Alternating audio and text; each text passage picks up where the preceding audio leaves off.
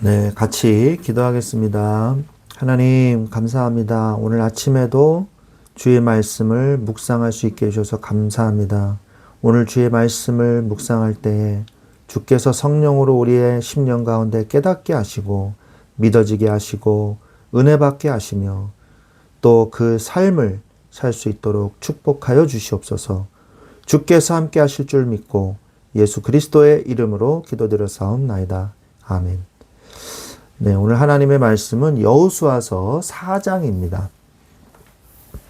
여호수아서 4장 21절부터 24절 말씀 보도록 하겠습니다. 여호수아서 4장 21절부터 24절 말씀 보도록 하겠습니다. 이스라엘 자손들에게 말하여 이르되 후일에 너희의 자손들이 그들의 아버지에게 묻기를 이 돌들은 무슨 뜻이니까 하거든 너희는 너희의 자손들에게 알게 하여 이르기를 이스라엘이 마른 땅을 밟고 이 요단을 건넜음이라. 너희의 하나님 여호와께서 요단물을 너희 앞에서 마르게 하사 너희를 건너게 하신 것이 너희의 하나님 여호와께서 우리 앞에 홍해를 말리시고 우리를 건너게 하심과 같았나니 이는 땅의 모든 백성에게 여호와의 손이 강하신 것을 알게 하며 너희가 너희의 하나님 여호와를 항상 경외하게 하려 하심이라 하라. 아멘. 네.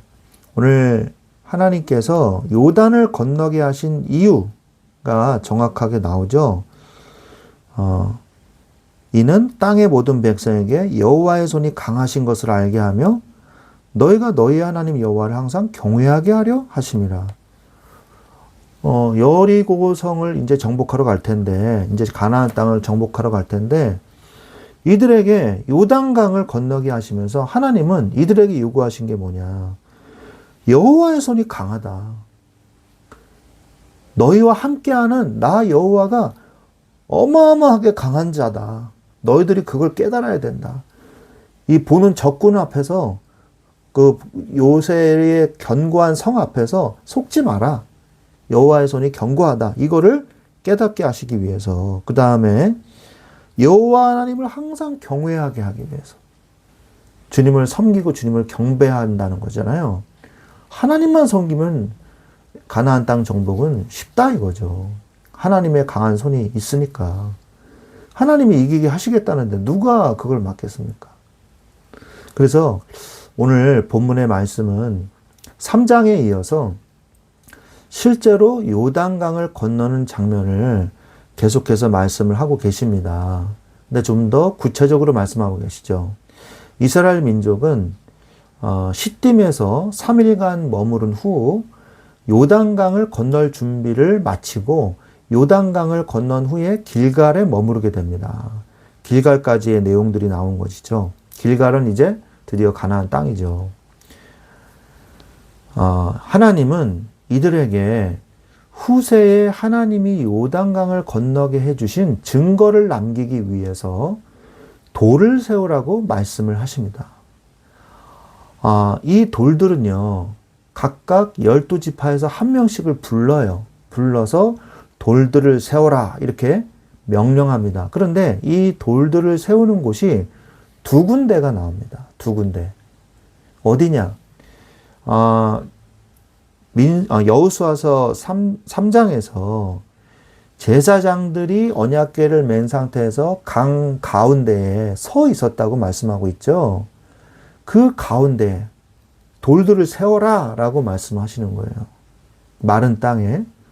그래서 그 돌들이요, 강이 마르지 않고서야 어떻게 큰 돌들이 거기에 세워져 있겠습니까? 나중에 보면은 그 돌들이 홍수 때는 아니더라도 나중에 조금씩 보일 거 아니에요? 그러면 저 돌들은 뭐죠? 가운데에 있는 돌들은? 그건 하나님이 요단강을 마르게 하셨을 때 기념으로 증거의 돌로 저기 비석을 세워놓은 거야. 이렇게 말씀을 할 수 있잖아요. 그래서 제사장들이 있는 강 가운데에 돌들을 세워놓으라. 그 다음에 그 돌은 또 어디서 가져오냐? 강 속에, 강 깊은 곳에 있는 돌들을 가져오라 그랬어요. 그러니까 돌들도 가져왔다는 것 자체도 증거가 되는 거죠. 강이 말랐다는 증거가 되는 거죠. 그래서 또 이번에는 어디다 세우냐? 돌들을 가지고 와서 너희들이 머무르는 곳에 돌들을 또 12개를 갖다 놓으라고 합니다. 일단은 갖다 놔라. 너희들이 머무르는 곳에. 이렇게 얘기를 해요. 그래서 나중에 그것을 길갈에다가 12개의 돌을 세워놓게 되는 것이죠. 또한 또 어떤 내용이 나오냐? 여호수아서 4장에는 요단 동편 땅을 이미 차지했던 지파들이 있죠. 루벤 지파, 그 다음에 갓 지파, 그 다음에 므낫세 반 지파. 이렇게 이 세 지파의 이 사람들은 뭐 자신들의 어떤 목축, 그 다음에 자녀들, 뭐 가족들, 부양하는 가족들은 이미 요단 동편에 다 있죠. 그러니까 장정들만, 싸울 수 있는 전투 요원들만 4만 명이 딱 무장을 하고요. 이스라엘 민족 맨 앞에 서가지고 먼저 요단강을 건너갑니다. 물론 이제 제사장들이 먼저 들어가고 그 다음에 이제 4만 명의 무장한 병력들이 먼저 가가지고 어떻게 해요? 앞에 딱 먼저 진을 치는 거죠. 왜? 현대 이 전투에서도요. 근데 도하를 할 때, 강을 도하할 때 어떻게 합니까? 공병대가 와가지고 이제 이 교각을 건설을 딱 하잖아요. 떠 있는 부교를 건설한단 말이에요. 그러는 동안에 이게 적들이 공격을 해오면요, 굉장히 치명적인 이 타격을 받거든요. 그리고 이동 중에 이 공격을 받으면 심각한 타격을 받습니다. 이 좁은 곳으로 많은 병력이 지나가기 때문에 거기다 집중 포화를 하면 굉장히 큰 피해를 입잖아요. 그러니까 일단 무장한 병력이 먼저 가가지고 앞에 가서 진을 딱 치고 있는 거예요. 경계병들이죠.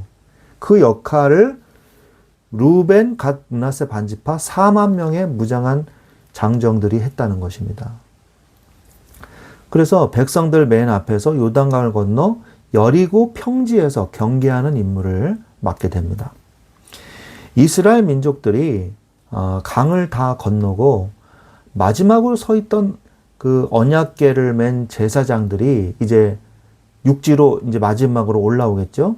올라오자마자 물이 본 곳으로, 원래 있던 곳으로 도로 흘러서 언덕에 넘쳤다고 성경은 기록하고 있습니다. 여호수아서 3장은 과정을 기록했다면 4장은 증거의 돌을 세우는 데에 내용을 자세히 더 기록했다고 볼 수 있겠습니다. 그래서 여호수아 4장에서는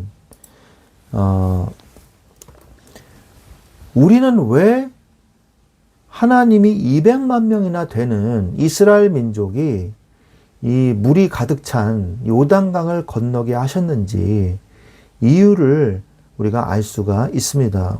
맨 마지막 절에 정확하게 나오지 않습니까? 그건 바로 뭐냐? 증거를 삼기 위함이에요. 증거. 우리가 3장에서 말씀했던 것 같이 4장 23절에서도 하나님께서 홍해를 말리심과 같이 요단강을 마르게 하셨다고 말씀하고 있습니다. 하나님은 새로운 세대인 이스라엘 민족에게 믿음의 증거라는 선물을 주시고 싶으셨던 것이죠. 하나님은 우리가 믿음을 가지기를 원하십니다. 결국에는. 그래서 히브리서 11장에서도 믿음이 없이는 하나님을 기쁘시게 하지 못한다고 말씀하고 있지 않습니까? 하나님은 결국 우리가 뭘 갖기를 원하시는? 믿음을 갖기를 원하는 거예요. 사실 어려운 것도 아닌데. 그죠? 이런 기적을 체험하면요, 평생 믿어야 되는 거 아닙니까?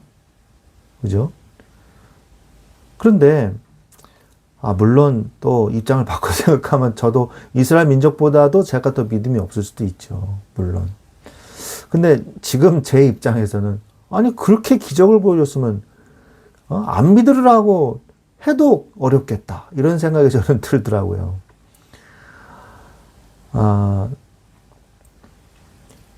우리가 이스라엘 민족이요, 믿음만 잘 지켰다면 정말 아무런 문제도 없었을 텐데 이스라엘은 끝까지 믿음을 지키지 못했어요. 맞습니다. 인간은요, 사실 끝까지 믿음을 지키기에는 아무래도 불완전한 존재일 수밖에 없죠. 그래서 하나님은 우리에게 믿음을 요구하시기 이전에 믿을 수 있도록 힘을 주셨어요. 그게 바로 하나님의 은혜죠. 그래서 하나님은 우리에게 먼저 은혜를 주신 거예요. 그래서 구원은 은혜로 구원받는 거잖아요. 믿음으로 구원받는 게 아니죠. 은혜로 은혜를 인하여 믿음을 통하여 이렇게 되는 거거든요. 하나님은 이스라엘 민족을 구별하시고 거룩하게 하셨습니다. 먼저 하나님이 부르셨어요. 그게 은혜잖아요. 아무 조건 없고 아무 어떤 그런 것도 없는데 이스라엘 민족을, 아브라함을 부르셨잖아요. 이스라엘 민족을 부르신 거죠. 그게 바로 하나님의 은혜죠.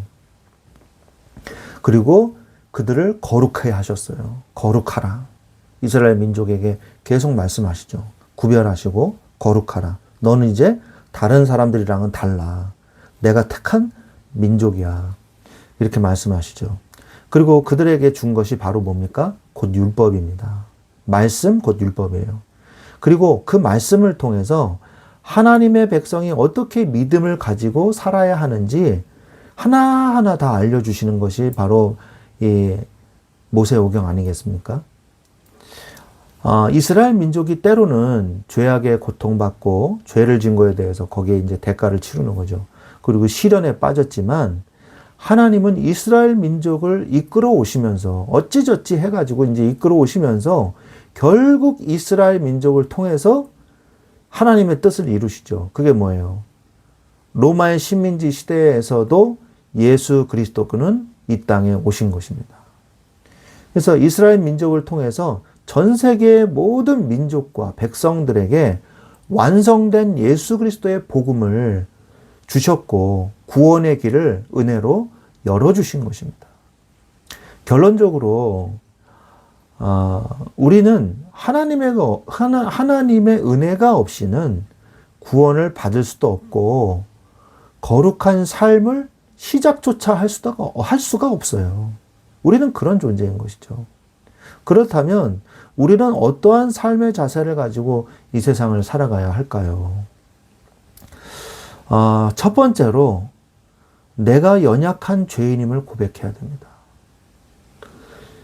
이게 정말 중요해요. 내가 연약한 죄인이구나. 이게 인정이 안 되는 사람이 은혜를 못 받은 사람이에요.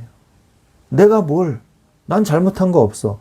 이 사람이 저주받은 사람이죠. 지옥 갈 사람이죠.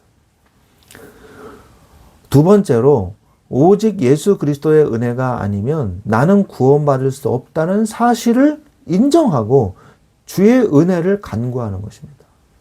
내가 죄인인 걸 깨닫잖아요. 그러면 예수님만이 구원의 길이구나. 주여 저에게 은혜를 주셔서 구원을 더하여 주시옵소서. 구원받기를 원합니다. 은혜를 주시옵소서. 간구할 수밖에 없죠. 그리고 세 번째, 예수 그리스도의 십자가와 부활하심으로 나를 구원하셨다는 사실을 고백하고 입으로 시인하여 구원에 이르느니라. 마음으로 믿어 이르고 입으로 시인하여 구원에 이르느니라. 로마서 10장 9절 10절 말씀하시잖아요.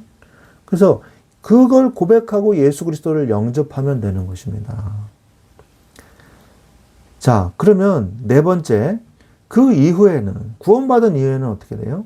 그 속에 주인 되신 이 성령께서 내 안에서 성령의 능력으로, 성령의 인도를 따라, 성령의 역사를 체험하면서 살면 되는 것입니다.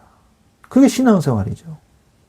또한 다섯 번째로 하나님의 뜻대로 우리가 살지 못하는 경우가 있다 할지라도 하나님은 끝끝내 하나님의 길로 인도해 내시는 하나님의 주권과 섭리 속에 내가 있다는 사실을 깨닫게 되는 것입니다.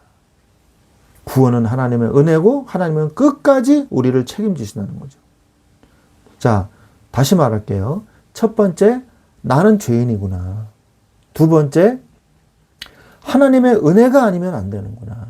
세 번째, 성령의 내주, 성령의 인도, 성령의 능력, 성령의 역사를 체험하면서 살면 되는구나.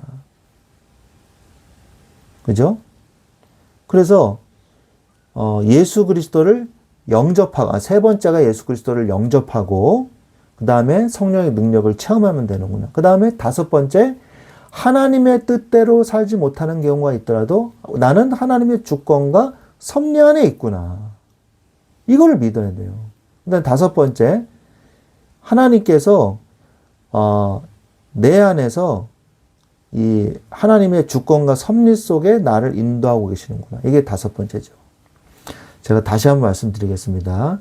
나는 연약한 죄인임을 고백해야 됩니다. 두 번째로, 하나님의 은혜를 내가 간구해야 됩니다. 세 번째, 예수 그리스도를 고백하고 영접하면 됩니다.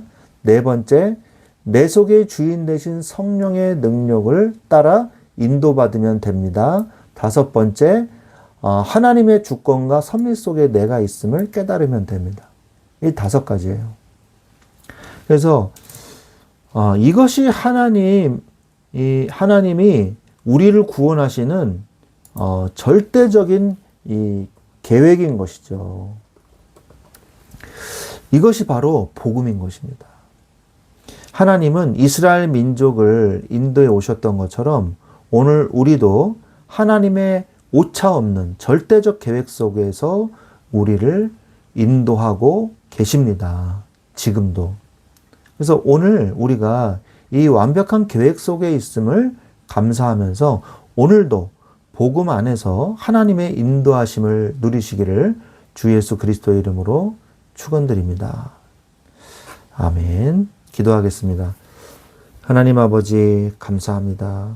하나님께서 나에게 은혜를 주셔서 내가 죄인인 것을 인정하고 고백하게 하시며, 또한 주님께서 나에게 은혜를 주시지 않으면 내가 구원받을 수 없다는 사실을 깨닫고 은혜를 간구하게 하시며, 또 하나님 예수 그리스도의 십자가와 부활로 나를 구원하셨다는 사실을 고백하고 예수님을 영접하여 구원을 받게 하시며, 또한 내 속에 성령께서 능력으로 역사하시고 인도하시며 역사하시며 체험하게 하는 그 은혜를 누리게 하시며, 또한 다섯 번째로 하나님의 주권과 섭리 속에 내가 있음을 깨닫고 그 은혜를 감사하며 살게 하여 주옵소서.